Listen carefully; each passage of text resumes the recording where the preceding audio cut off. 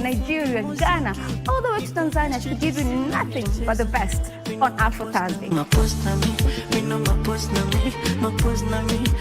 Make sure you make a date with us each and every single Friday with me, DJ_Liza Diva, DJ Cole, and me, Wanjiko. This is Club One Extra. Unanifanya nisikie kunyongwa Hadija ai Mani especially ukisonga.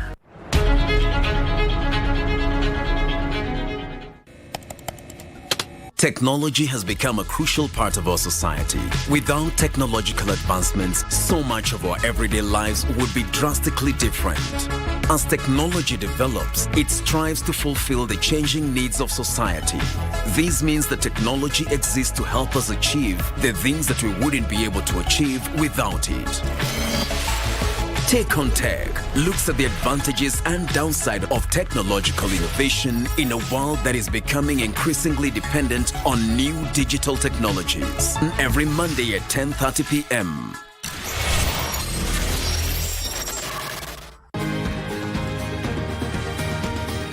Wellness is important in our daily lives, so that instead of just surviving, we should be thriving. Ways to prevent a stroke or heart attack is for you to know what conditions you have by regular checkup. People don't know they have hypertension. They don't know they have diabetes. I was pre-diabetic.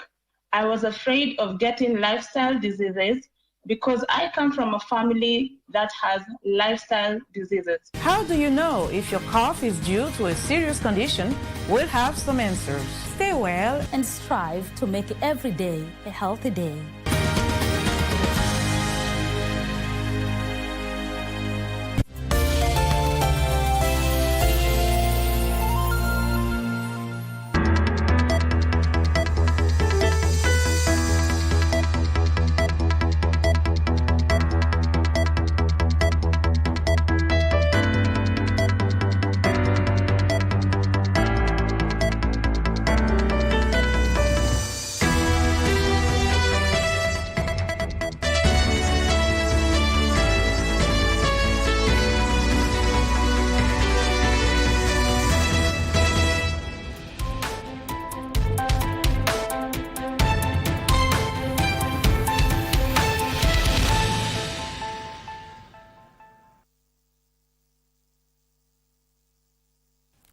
A very good afternoon to you. Thank you very much for watching KBC Channel 1. You are in time for the lunchtime news. My name is Betty Kiptum and Lensa Odingo is my colleague on the sign language interpretation.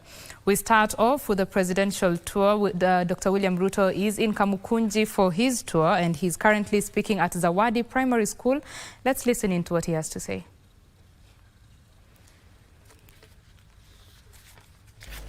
Tukielekea mahali ambapo tunaenda kuwapa watoto chakula.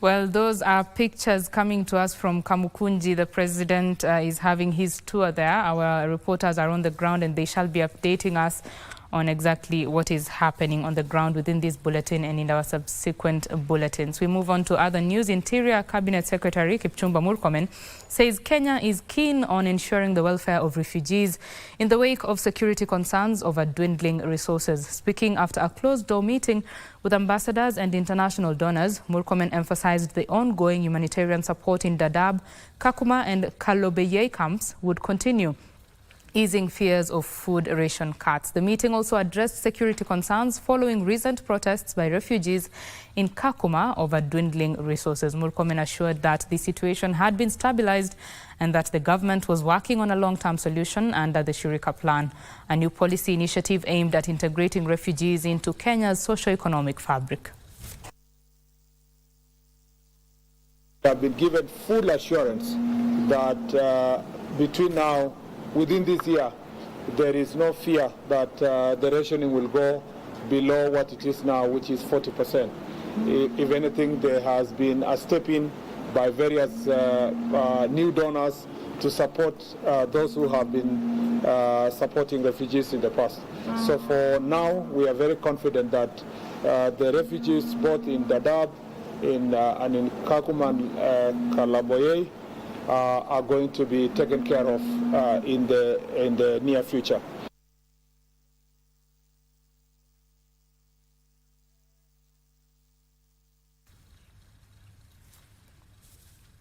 And we now head to the UDA headquarters where Cecily Mbarire is speaking. Let's listen into that.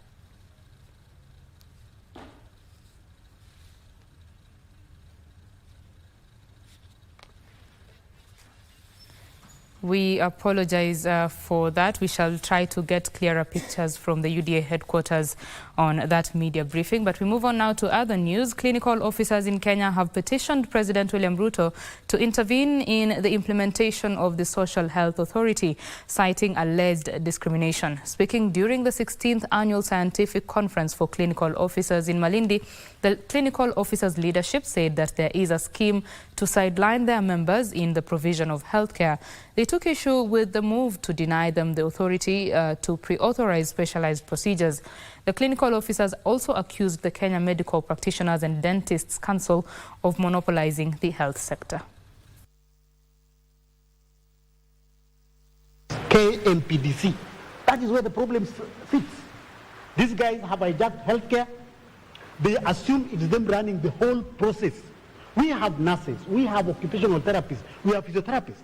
All these people are healthcare, and they are very important in service delivery. But what is happening in Kenya is we have one cadre that has controlled everything. For 34 years, the officers we have here have been doing the ophthalmology and cataract surgeries. Now the DG and his team now is telling Kenyans that he wants to question, and he doesn't want them to operate on you until he's satisfied.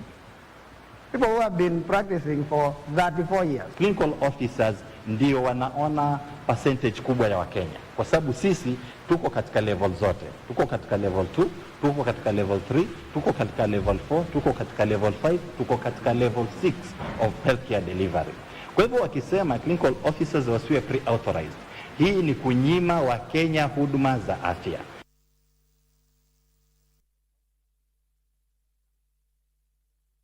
Now, a family from Kwamutonga village in Kitui County is crying for justice following the murder of their kin by suspected camel herders along the Kitui-Tana River border. 50-year-old Pius Ndaka was killed while herding livestock in 2023. His body was discovered partially devoured by wild animals. Area locals and leaders have urged the government to beef up security along the border of the two counties to avert similar incidences. Alikufa the year 2023 na hata wa sasa saa hii ndio tunamusika kwa sababu DNA ilichelewa sana na this time tumepata DNA. Na ile kitu mimi ningeomba serikali, wale watu waliua Pius walishikwa moja na akachiliwa, na kwa sababu huyu Pius ameacha bibi na watoto wawili. Kwa mipaka yetu kumekuwa na ukosefu wa usalama, na sisi kama viongozi hatutanyamaza wakati tunaona watu wetu wakiuliwa. Huyu ambaye tunazika hapa leo ni baba ya watoto, ni mume ya watu, na amepoteza maisha yake kwa njia ambayo haikuwa sawa.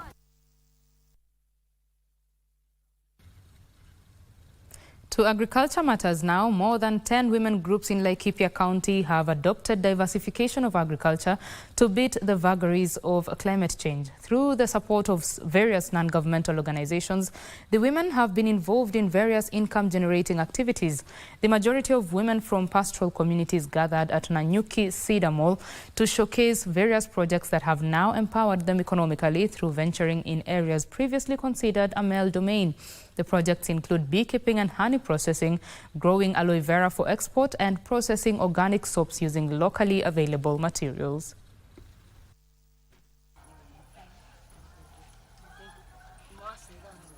Through the efforts of Gates Foundation and other donors and other partners that today they were supporting us, giving the possibility to showcase products of self-help women groups from Laikipia County.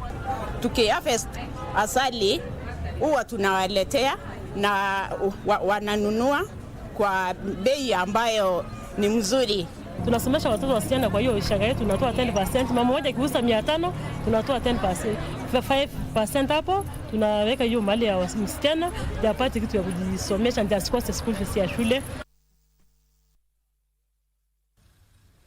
A non-governmental organization, Humanity Global Faith, in partnership with Wawa Aba Institute, have partnered to restore dignity to marginalized and discriminated members of society through training. Speaking at a forum in Nairobi that brought together women facing systemic discrimination, Bishop Reverend Dr. Andrea Ivasel, who is the founder of Wawa Aba Institute, said through their training and mentorship programs, they have managed to provide hope, a sense of belonging and empowerment to women who have faced discrimination and social exclusion. It's an imperative to a sustainable planet going forward. We cannot have a sustainable planet without educating women and girls. And I also believe that when we teach women and girls about theology, about God, these are things that serve as foundation to people's lives, our understanding of money, our understanding of how we bear children, how we live our lives. We've been able to reach people, just have conversations about what does it mean for you to be in your space, what does it look like when we are tackling period poverty, and what do you need to know. And in understanding that that is not just for women, it also includes the men. So we take the sanitary towels and the other hygiene products to the girls. We take vests and boxers to the boys. And they have a conversation around what do you need to do to protect those that are around you.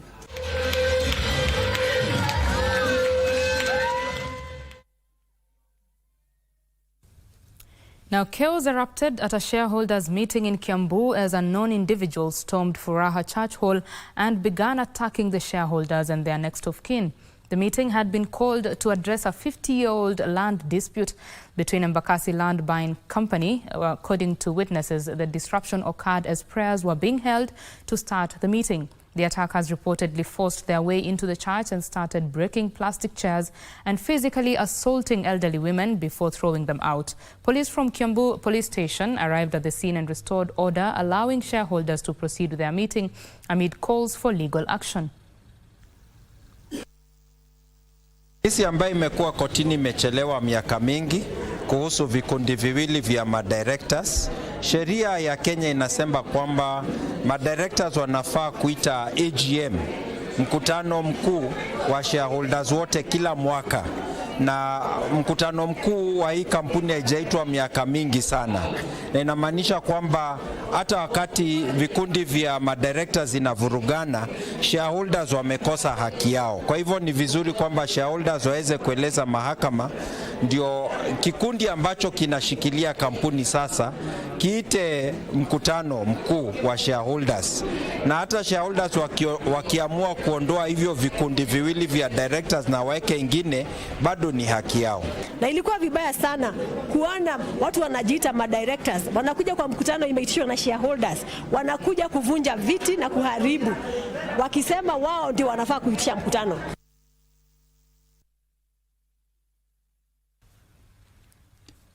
Tension is high at Konambaya in Matunda along the Kitale-Eldoret Highway following the death of a man under unclear circumstances. The deceased, identified as Sydney, died on Sunday after allegedly being attacked at his home by Simon Siashipira, a Nyumba Kumi committee member.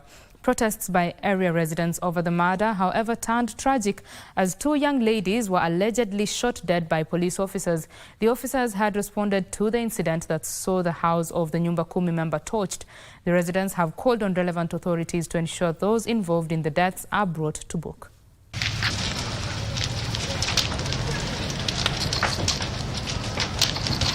Sasa mimi nikaona dada huyu anaanguka. Sasa kuanguka, huyu naye akafanya akaanguka. Sasa tunaenda kuangalia huyu naye amefanya ameanguka. Tukafikiri labda ni mawe, lakini kumbe sio mawe. Wale watoto ambao wameuawa ni watoto wangu. Tumeona damu iko hapa.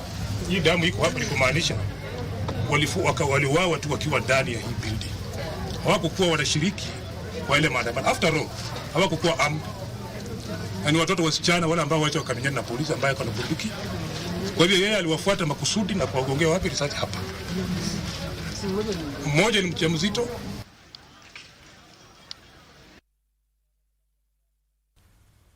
The second annual scientific conference of Kenya Nutritionists and Dietitians Students Association came to a close over the weekend with calls for the need to embrace the use of technology in the field. The conference, which attracted 16 universities, was held at Egerton University, Nakuru County. Kenya Nutritionists and Dietitians Institute Chief Executive Officer Dr. David Okeyo challenged the professionals in the field to embrace the use of technology in offering their services to reach a wider populace who require nutrition and diet services. His sentiments were echoed by the Kenya Nutritionists and Dietitians Students Association President, who is George Omolo, who challenged institutions of higher learning to incorporate coding, artificial intelligence and basic computer skills in nutrition teaching programs, as well as the use of the internet to promote telemedicine.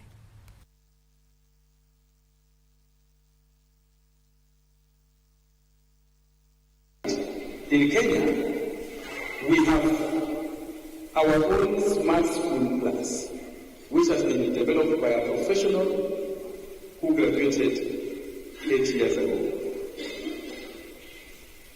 She's now working at the Teaching and Referral Hospital, but running her own solution.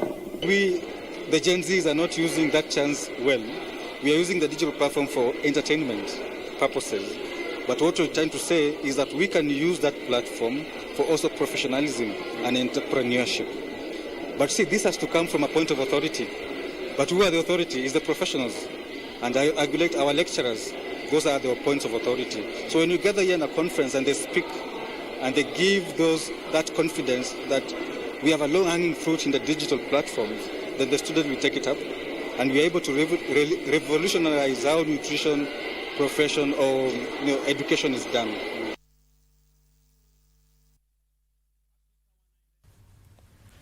There is need to train smallholder farmers on sustainable farming practices to grow yields.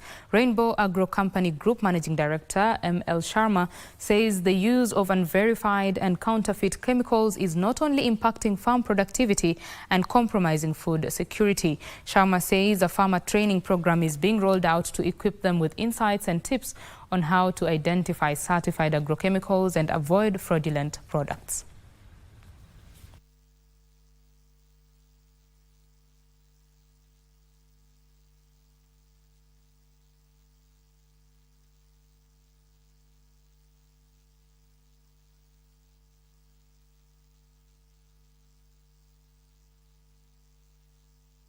So we have decided that have partnership with Mazao Nafia in Kenya, and let's serve the farmer community and let's train the farmers of Kenya with the latest technology of farming, latest agronomic practices in farming, latest technology which are required to increase the yield of the farmer's field. So we are very confident with such kind of partnership.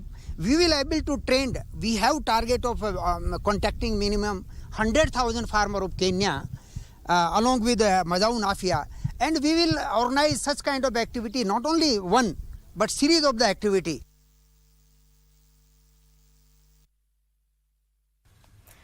A waste collection initiative aimed at getting solutions to a littering problem has been launched in parts of Kakamega. The program by Practical Action Organization not only aims to enhance waste management practices but also converts collected waste into valuable compost while educating residents on effective waste disposal methods at home. Area locals have come together for the citywide cleanup campaign focusing on the bustling Kambi Somali market.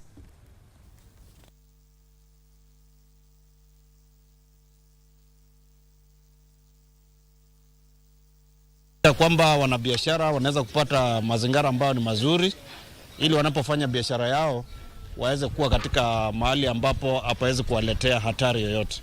Kwa hivyo ni jambo langu tu ni kuweza kushukuru wakaaji wa Kakamega kuweza kujiunga na sisi pamoja.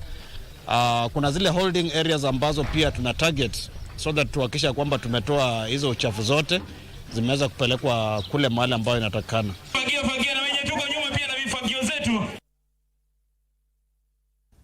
And a total of 60 students from Gentian Technical College in Dagoretti South constituency, Nairobi County, have graduated in different fields of innovation and technical skills relevant to the job market. The management of the college, led by the Chief Executive Officer Job Baraza and head of the college, Dominic Mulei, said they launched skilled training for the youth, embracing competence-based curriculum focusing on solar installation technology and electrical engineering. Baraza added that graduates have been equipped with possible technical skills to match technology demands in the market. We have achieved today a milestone, and what's more, an important one. We are really dedicated to producing graduates who are innovative, industrious, and equipped, all-rounded, with the possible technical skills so that they are able to meet the industry demand. We had today the highest number of graduates because we had 61. The reason why we have 61 is since the inauguration of the new facility, which we have behind me, we are able to admit more than 40 students each year. So this is the reason today we are having a high number of students, and it is a great day for the institution, a great achievement because we are celebrating hard work, perseverance, good morals, discipline of the students who have persevered up to this far.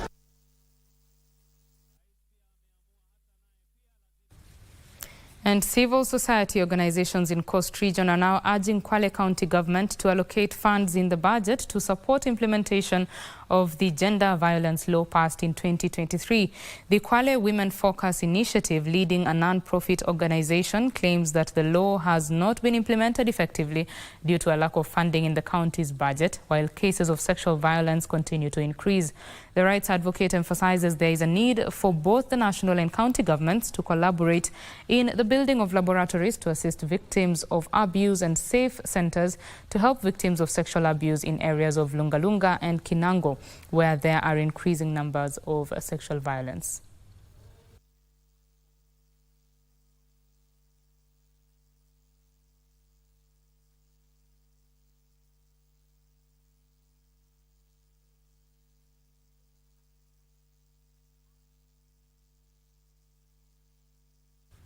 We apologize for that technical hitch. Now, police in Busia are investigating the death of a middle-aged man whose body was discovered in a sewage culvert in Busia town.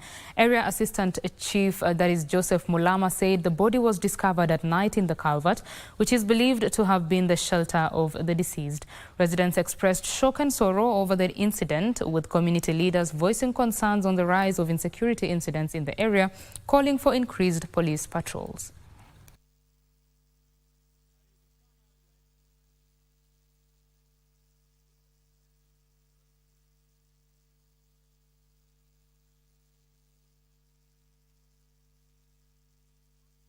Hatujui alijiingiza mwenyewe ama aliuawa akakuja akaingizwa, hatuwezi tukaelewa. Kwa hivyo hata sisi tunahofia usalama wetu, maanake hapa Busia polisi ni kama hawafanyi kazi. Tungeomba county commissioner aweze kubadilisha polisi wengine, alete wengine, at least tungekuwa na tofauti kidogo.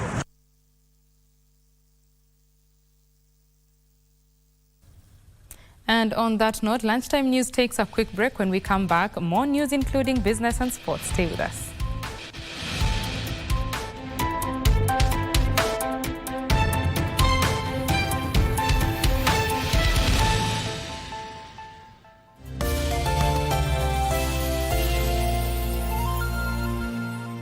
I never heard the music so sweet. I repeat. Wagwan, me brethren, big things are going. Remember, each and every Monday we have to shell down the place with nothing but the best of smooth way the vibes in your favorite station. You know these things, man. Alafu kila Tuesday, kata simu tupo side, giving you Kenyan music from the 254. And of course, you can spice up your Wednesday by enjoying blazing hot hip-hop and R&B jams.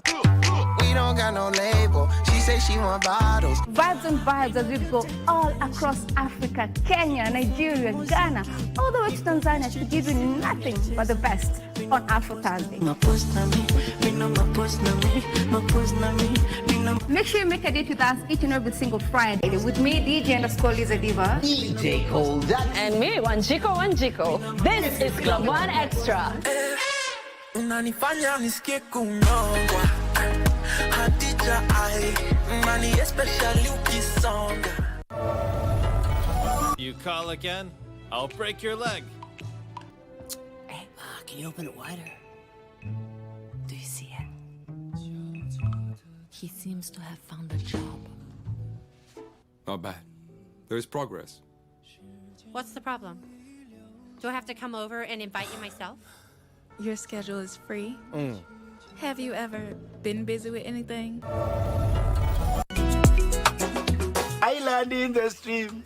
That is what you are. Sail away with me. Wanjiri bwana toka kwa choo. Hii maneno ya micromanagement ilisa kitambo. Ya si ndio microphone inakuwa nayo hata kanisani. Mambo mwanza. Yes, Chaptabut. Lazima pale mwisho ukuvurute. Chaptabut. Nyamasundo unajua mkiendelea namna hii itafika mahali tutaacha kula kwa hiyo hoteli. Na hiyo hoteli itafungwa na mtapoteza kazi. Mama kaya hawezi bilisika tukiona na macho hivi. Uende basi uhesabu chai sukari ile iko ndani ya chai ujue ni kilo ngapi. Huyu mganga hapa imeandikwa kama Torchman. Torchman. Kuja hapa. Utazila zote.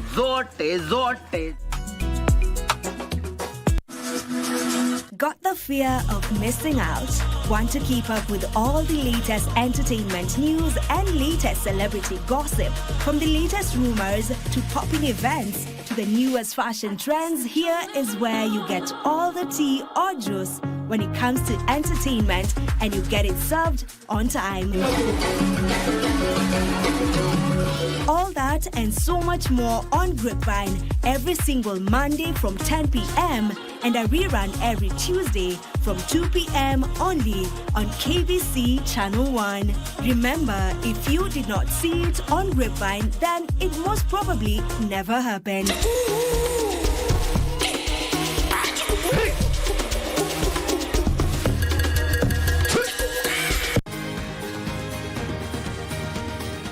Wellness is important in our daily lives, so that instead of just surviving, we should be thriving. Ways to prevent a stroke or heart attack is for you to know what conditions you have by regular checkup. People don't know they have hypertension. People don't know they have diabetes. I was pre-diabetic. I was afraid of getting lifestyle diseases because I come from a family that has lifestyle diseases. How do you know if your cough is due to a serious condition? We'll have some answers. Stay well and strive to make every day a healthy day.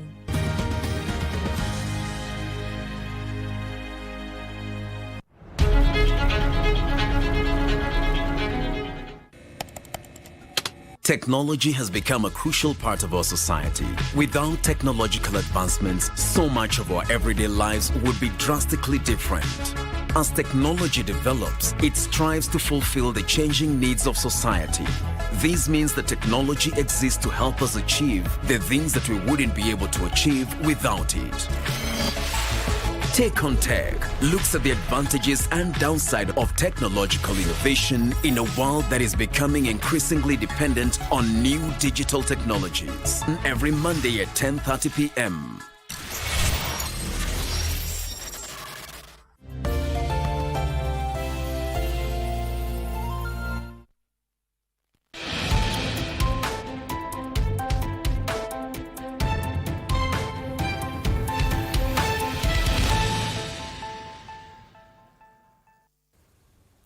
Welcome back. You are watching Lunchtime News. Now, leaders and experts have raised concerns over the increasing number of unemployed graduates in the country, attributing it to poor choice of courses at higher learning institutions.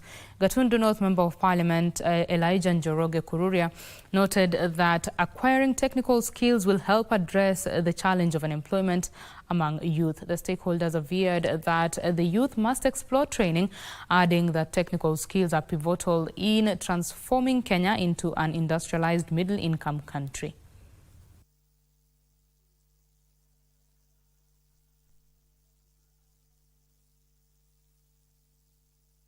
Nataka kuomba shule zetu universities na pia wale wako secondary, wanafunzi waanze kuambiwa ni course gani unaweza fanya ndio upate kazi gani. Technical courses hapa Kenya ziko na market sana, na hakuna vile utamaliza technical course ukose kazi ama ukose kujiajiri mahali utakuwa. We need to have universities offer courses that are marketable and at the same time offer extra skills that are hands-on, that graduate, even if someone doesn't acquire a job in the particular field that they studied, that they can also be self-reliant, they can employ themselves. So the government should make an effort to create a market or a job opportunity that is inclusive of every career that everyone does.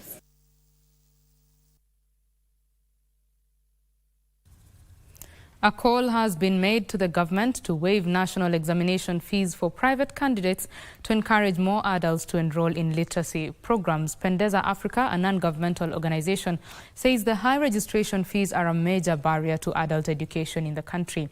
Details of these and other stories making headlines in our county news roundup. Ogelo Siaya County, the organization's director, Joan Ochome, highlighted that private candidates pay 7,000 shillings to sit for the Kenya Certificate of Secondary Education examinations, a cost many cannot afford. She urged the government to grant a waiver, especially with only 2 years left before the 844 education system is phased out. We encourage even other organizations and even government, why don't we give these 2 remaining years just for free? Because it's expensive actually to register. One candidate is 7,000 and you can imagine how much we pay for these candidates. Elsewhere, a section of Maasai leaders has opposed the ruling by the Environment and Lands Court judge, Justice Charles Mbogo, last Thursday that declared Livingstone Kunini Ntutu as the rightful owner of 4,720 acres of disputed land within the Masai Mara National Reserve in Narok County. As the Maasai people in Masai Mara Game Reserve and beyond, no amount of intimidation, coercion, threats, or even physical harm will deter us from pursuing our rights to Olkiombo, Masai Mara Olkiombo land. And as the world marked International Women's Day on Saturday, human rights champions in Makueni County called for more efforts to promote women's rights. Tungeomba serikali ili tuweze kusimamisha dhuluma za wamama, waweze kuelimisha sio tu wamama, kwa sababu gender equality is not just a women issue. It's an issue for everyone. Tuweze kuwaelimisha, na hasa tukielimisha wamama pia tukumbuke pia wanaume, kwa sababu kila mtu akijua position yake katika society na rights zake katika society, hizi dhuluma zitaweza kupungua. Finally, social groups in Busia and Bungoma counties have been urged to seek professional table banking expertise to enhance their financial growth and improve their saving and credit records. Lengo la Shabiki Sacco lilikuja kwa sababu akina mama na vijana wengi walikuwa hawana mahali pa kupata pesa ya mikopo kwa riba ya chini. Na ndio sababu Shabiki Sacco tulikuja na nia ya kuleta pesa ama kuleta njia ya kuanzisha wanachama ili waweze kupata pesa za riba ya chini. Tunaelimisha wanachama wetu, ni baadhi ya mafundisho ambayo tunafanya katika kitengo cha table banking, ili ya kwamba tufundishe watu jinsi ya kukopa pesa kuanzia kwa ndogo wakiweka kwa biashara, na vile ambavyo hizo pesa zinatakana kuwasaidia na warudishe.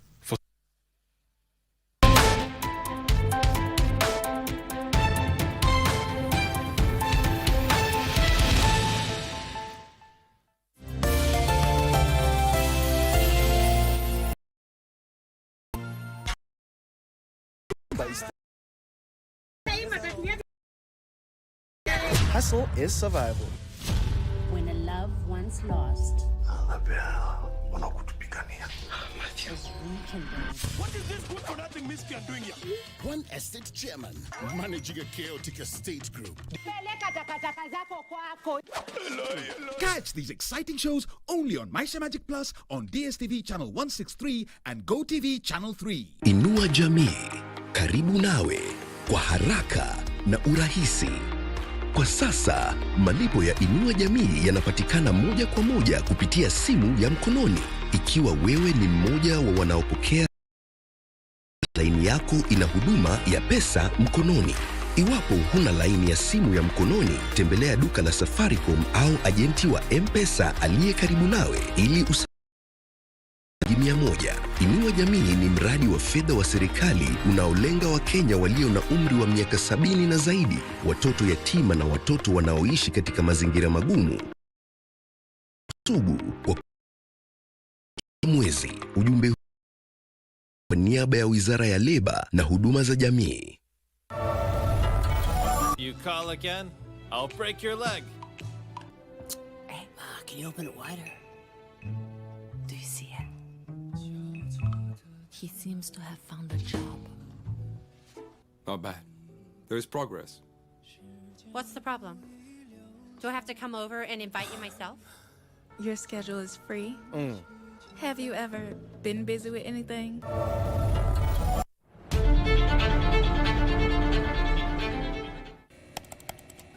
Technology has become a crucial part of our society. Without technological advancements, so much of our everyday lives would be drastically. Technology develops, it strives to fulfill the changing needs of society. This means that technology exists to help us achieve the things that we wouldn't be able to achieve without it. Take on Tech looks at the advantages and downside of technological innovation in a world that is becoming increasingly dependent on technologies. Every Monday at 10:30 p.m.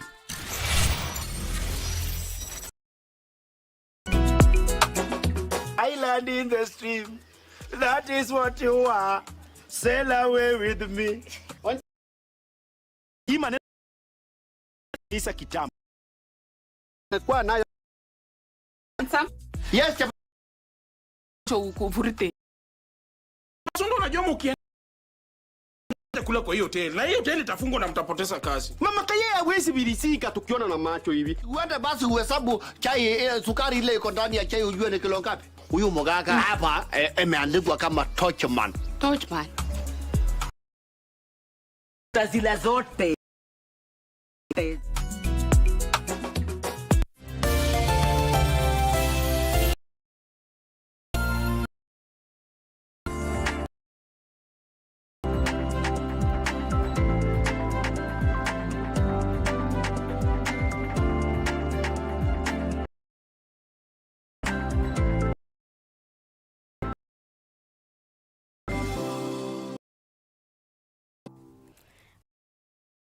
Lunchtime for the business an integrated fertilizer standard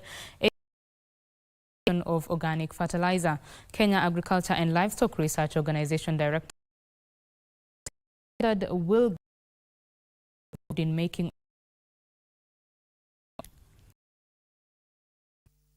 We plan to meet with the organic committee, the organic fertilizers.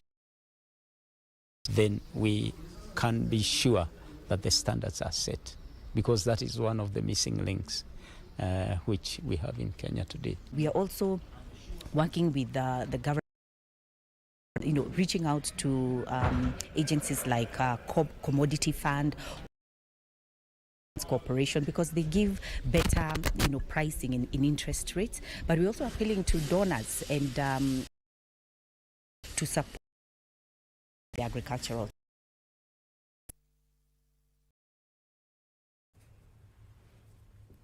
Farmers in Nakuru County are indigenous seeds to prevent their extinction. Eden Indigenous Seed Farms, a community-based organization, is leading this initiative by supporting farmers in seed preservation while promoting organic farming and kitchen gardening. Meet Lucia Wamboi, a small-scale farmer from Makongo, Makueni County, who shares her success story of growing indigenous bean variety along with other crops. Wamboi has practiced organic farming for over 5 years, enabling her to meet her family's needs. Mimi nikitaka hizo mbegu, kama nikitoka hapa Na sijaiona kwetu, acha nikuje. Nikiipanda inaendelea na mimi naendelea kuipanda. Kwa hivyo wewe ukiwa huna hiyo mbegu, unakuja ninakubadilishia ama ninakupea. Tumepanda mbegu mpaka Turukana. She is among the 800 farmers working with Eden Indigenous Seed Farms, a farmer-owned indigenous seed company to preserve indigenous seeds and prevent their extinction. Tuko na aina ya 124 variety ya mbegu ambayo tumeweza kufanya so far. Through partnerships with local community seed banks and agricultural experts, the organization conducts model fossil analysis to identify crop species at risk of extinction. Once identified, the seeds are cultivated using organic farming methods and secured in community-based seed banks. Tukiendelea hivyo, tutakuwa na chakula ambaye haiishi. Kwa sababu ukiangalia huku kwingi, wakati wa kiangazi kama sasa hakuna kitu kwa shamba, hakuna mavuno, lakini ukienda kwa mashamba yetu utaona mihogo ambaye tuko nazo, utaona mandizi, utaona miwa. Eden Indigenous Seed Farms founder Francis Ngiri highlighted the challenges smallholder farmers face in sustaining crop production and earning a livelihood. Ni vizuri imeanza kurealize agroecology is the way forward na ndio ukulima ambaye ni sustainable. Kwa hivyo tungependa vitu kama inputs, tupewe inputs za kulima, kama tuna vitu zinaitwa organic fertilizer, organic manure, wasaidie vijana wetu waweze kuunda. Experts stressed the importance of training programs in equipping smallholder farmers with the skills to maximize farm productivity, improve food security, and promote sustainable agriculture. Wairi Mujenga for Lunchtime News.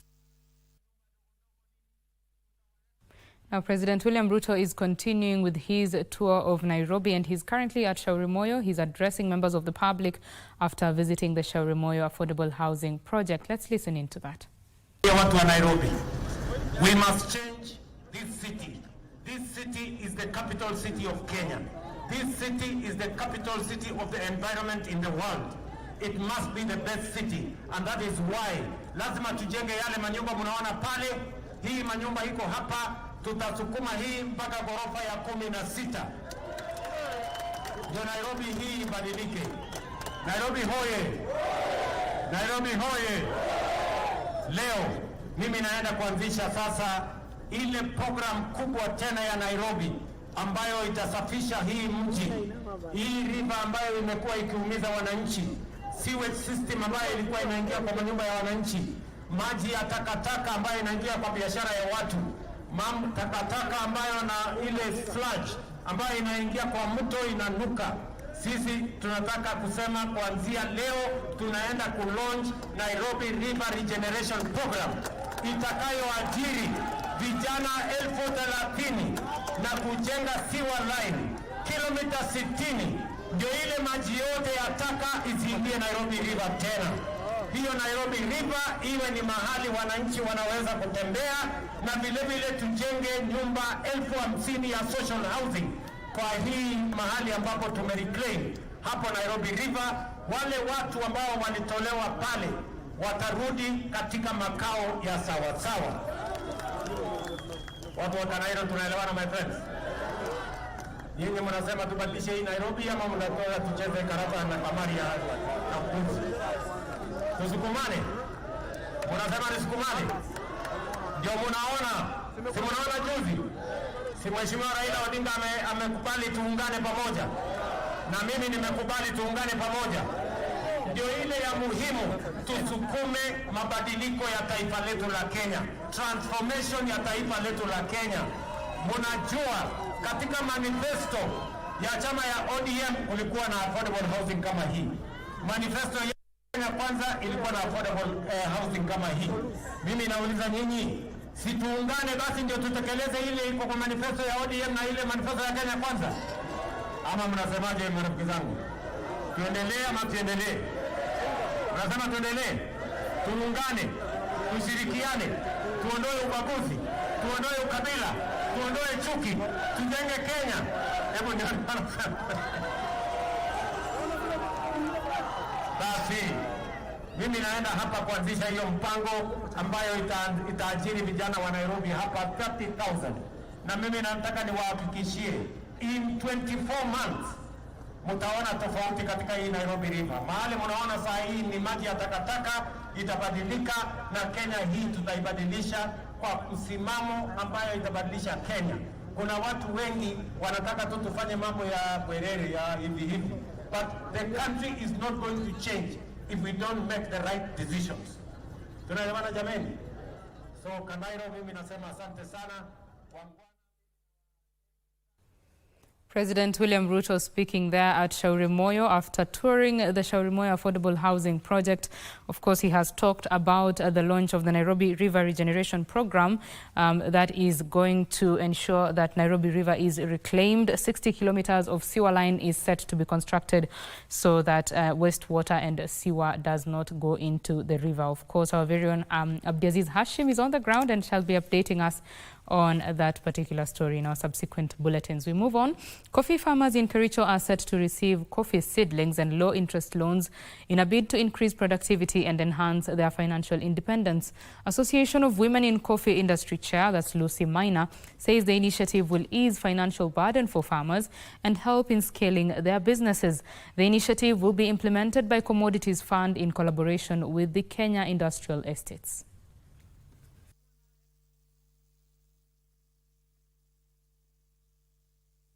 And today we have come to Kipkelion to launch a program we are calling Awisi Mashinani.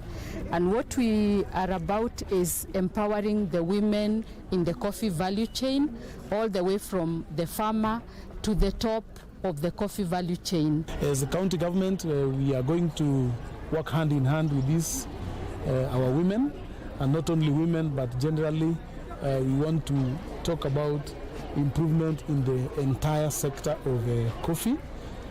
We provide seedlings to groups, good quality seedlings.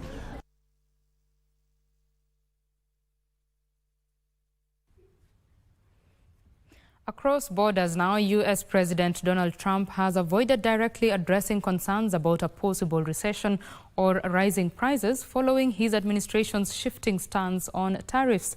Instead, President Trump has called the situation a period of transition without clarifying. Here are the details of these and other stories making headlines across the globe. The United States has imposed new tariffs on imports from Mexico, Canada and China, sparking trade tensions. While a 25% tariff on Mexican and Canadian goods was announced, many items were exempted just 2 days later.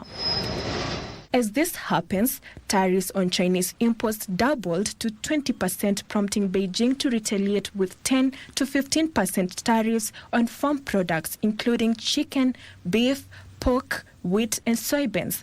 Stock markets have dipped amid fears of rising costs and slower growth. However, businessman Howard Lutnick dismissed recession concerns, while former commerce official Frank Lavin predicted tariffs would ease but still burden the economy.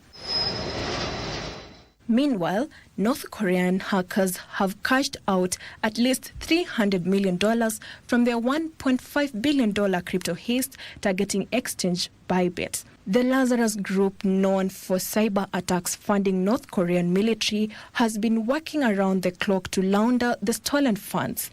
Experts say they use sophisticated techniques to obscure the money trail. Bybit says 20% of the stolen funds are now gone dark and likely unrecoverable. The hackers exploited a supplier on 21st of last month, redirecting 401,000 Ethereum tokens intended by Bybit wallet. Finally, Taiwan's Foxconn has launched its first large language model, FoxBrain, aimed at improving manufacturing and supply chain management. Trained on 120 NVIDIA H100 GPUs in just 4 weeks, the model is based on Meta's Llama 3.1 architecture and optimized for traditional Chinese and Taiwanese language styles. While slightly trailing China's DeepSeek model, Foxconn says FoxBrain meets world-class standards. Initially for internal use, it supports data analysis, decision-making, and code generation.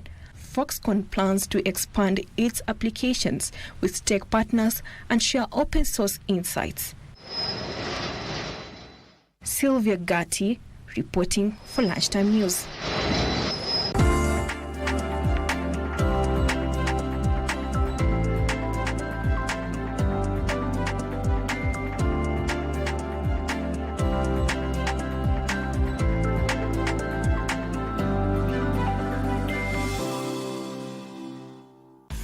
To secure Kenya's future in football, the government has been challenged by a section of football coaches to double its commitment in developing talents at the grassroots and academy level.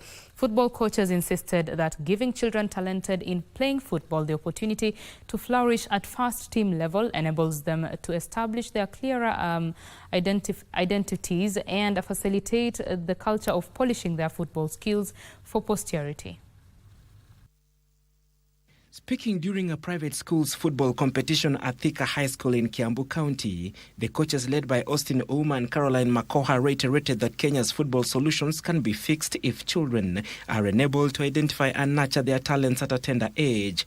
They insisted that playing football offers children numerous benefits, including enhanced physical health, improved social skills, and valuable life lessons such as teamwork and discipline, fostering resilience and character development. Watoto wadogo kama wako idol ile time sasa hajaenda shule, unapata hizi holidays, unapata mara mingi wako shule, so wako idol. So ile kama wako idol hivyo, eri na wapea hiyo time wako idol, na wapea hiyo time na waonyesha pale kwa sports, ndio sawa wasikie kwa hiyo dawa za kulevya, wasifanye maneno zingine mbaya mbaya. They stated that players at national and international levels are scouted at tender ages, calling for support towards the sporting sector to accelerate talent development. Mimi as a coach naweza taka kuona mtoto mwenye nimetrain kuanzia under 7 at least amepata chance kuplay hata kwa national team, tuanzie na Kenya yetu kwanza. Nimekuja hapa kuwa support na kusupport kazi yenye hawa coaches wetu wanafanya, juu wametusaidia besides hata watoto tu kukua tu kwa simu na wanakuwa hata more talent, wanaonyesha talanta zao. Parents who spoke during the competitions, led by Maureen Washira, stated that their children have continued to show continuous improvement after their talents were identified.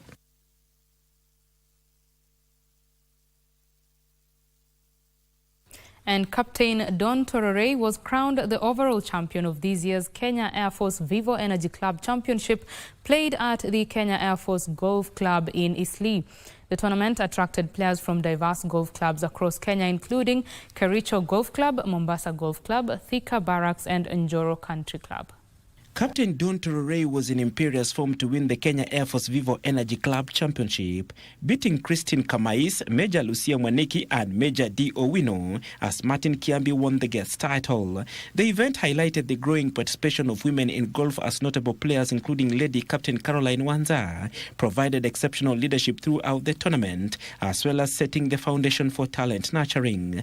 The tournament also celebrated the growing numbers of women golfers, having begun at 5 golfers to hit more than 70 female golfers, as Vice Lady Captain Winnie Ogutu, who recorded the longest drive, encouraged more lady golfers to start playing. Golf is one of the few sports that really emphasize on your personal discipline, your teeing off time, the location, being able to have also integrity, because anytime you tee off, you and your friends will get to the end and you'll be ticking off, and you have to confirm that this is actually the number of shots I've taken.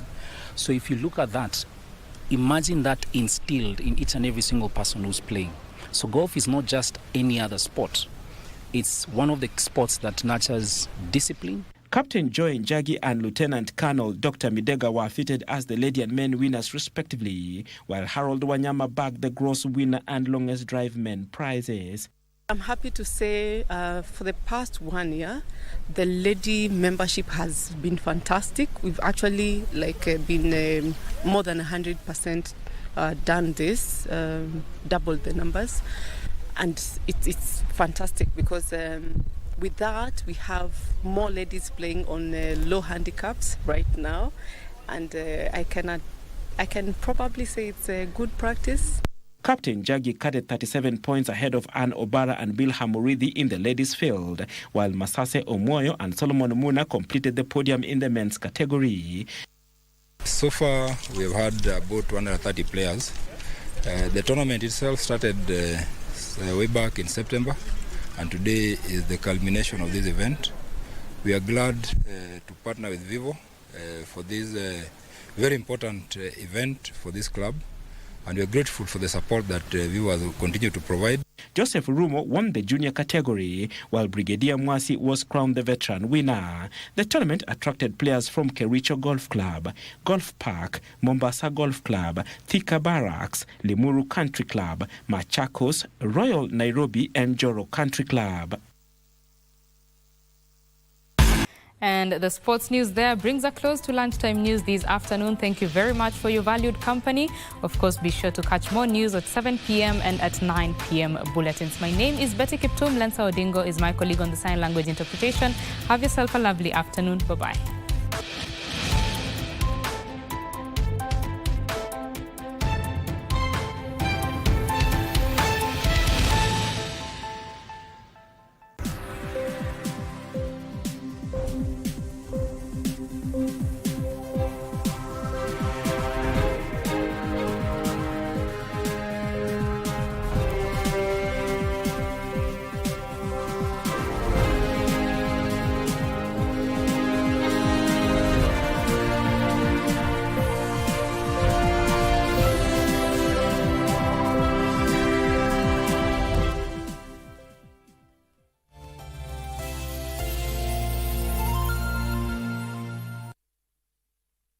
Imagine you log into your online banking one day and your account is completely drained, cleared out by the likes of cyber criminals. Identity theft is on the rise, with real implications for people like you and me. But how do these criminals operate, and